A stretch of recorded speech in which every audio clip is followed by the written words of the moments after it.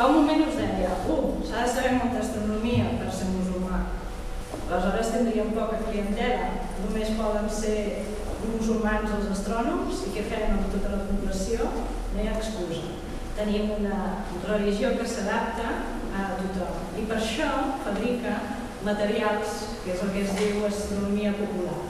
Una mena d'astronomia de caire amateur o més fàcil, de manera que ningú de vosaltres, si té pensat convertir-se a l'islam, pot posar com a excusa que no en sap prou, perquè s'us adaptaran els materials.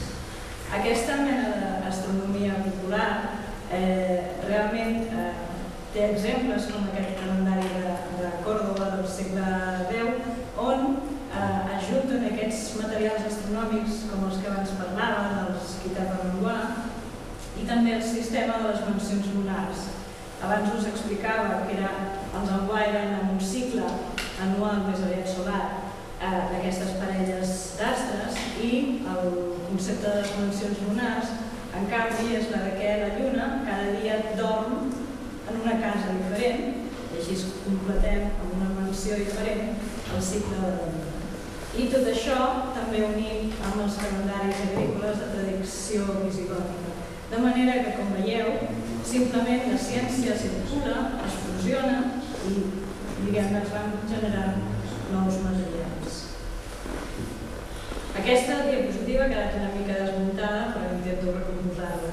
Com a científics, un dels científics més importants és Maslama, a finals del personatge del segle X, perquè no a principis del XX. Maslama, per un costat, és la demostració que, no sé si ens ho podem apuntar ara, poder polític estable no significa auge científic o, dit d'una manera del contrari, poder polític inestable no vol dir decadència científica. Maslama pertany ja a l'època de Taifes, que clarament és un moment d'inestabilitat política a l'Àndalus, però en canvi científicament és el moment culminant d'aquesta ciència andalusí. A més, Maslama funda una escola que té com a mínim 3 generacions i veurem després a Zarkiel, que és potser el resultat més important d'aquesta escola. Fa un moment dèiem que es compraven llibres a Orient com aquest Sinhim. Si després em quedés temps us parlava una mica del Sinhim, que és un material d'origen estables astronòmiques d'origen indi i que a través de la recensió que en fa a Bagdad al-Khwarizmi arriben a l'Àndalus. I Maslama el que fa és una nova recensió d'aquestes taules astronòmiques, com també ho fan els seus deixebles Ibn Safar i Ibn Sam. Ells dos són autors de tractats d'ús de l'astrolabi que al seu torn, amb les seves traduccions en llatí i a les llengües vulgars, són exportacions de les que veurem cap a Europa ràpidament. Els tractats d'ús de l'astrolabi són com una mena de best-seller del moment. L'astrolabi és el gran instrument medieval, serveix per un munt de coses i aquestes traduccions tenen un èxit brutal.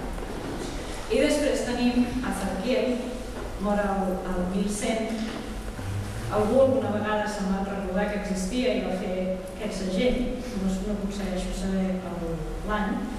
A Zarkiel és una injustícia que tothom no conegui a Zarkiel.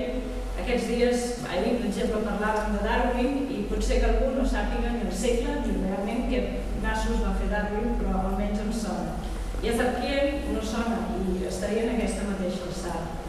A Zarkiel té una etapa més teòrica i no més pràctica, va fer les seves pròpies observacions i va desenvolupar moltíssim el model solar, el lunar i altres, com per exemple de l'excentricitat de Mercuri.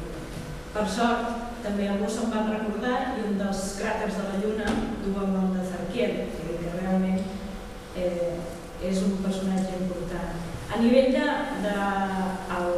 l'astronomia pràctica, a Zarkiel és un crac en el desenvolupament de nous instruments. Ara dèiem l'astrolabi, doncs a Zarkiel és un inventor incansable d'instruments l'estradari té un problema, és fantàstic, però només serveix per una latitud, o han de tenir les diferents xarxes per cada latitud. Aleshores, què fa Ezequiel, i no només ell, sinó altres andalusins, comencen a fabricar uns instruments molt sofisticats, que són aquestes làmines universals, aquestes acefees, que són instruments que ens permetran fer-los servir on sigui que siguem. També és veritat que, com veieu per la xarxa de línies que incorporen, podem viatjar, però també cal que sapiguem moltes més coses, perquè són uns instruments molt més difícils de fer servir que no pas l'astronàutica o l'esfera militar. Aquestes reproduccions, una altra vegada més, són del llibre del saber d'astronomia del fons de Zec.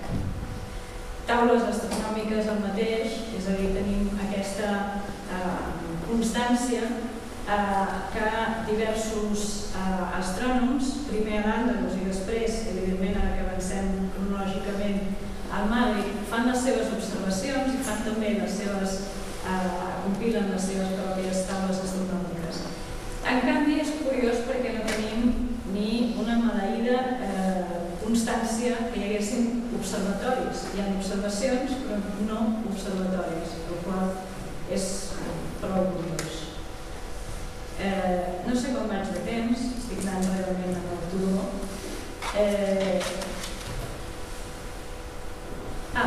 Doncs els explico. També és interessant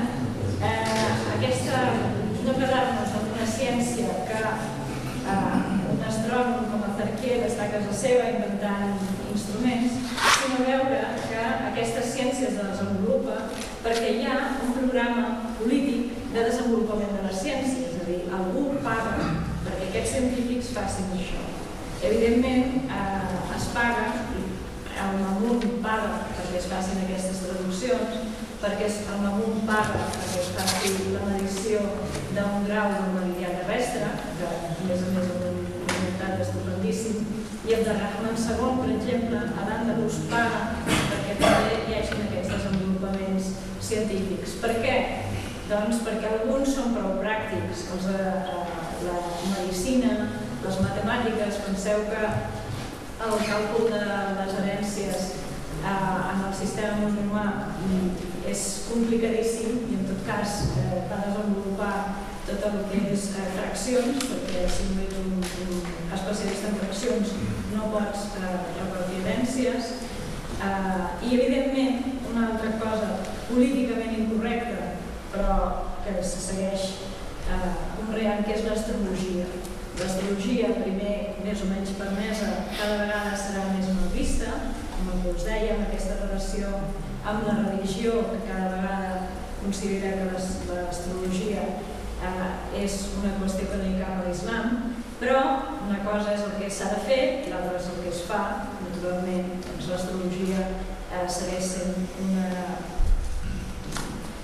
no ciència, però diguem-ne sí, una font d'investigació relacionada amb els planetes molt important.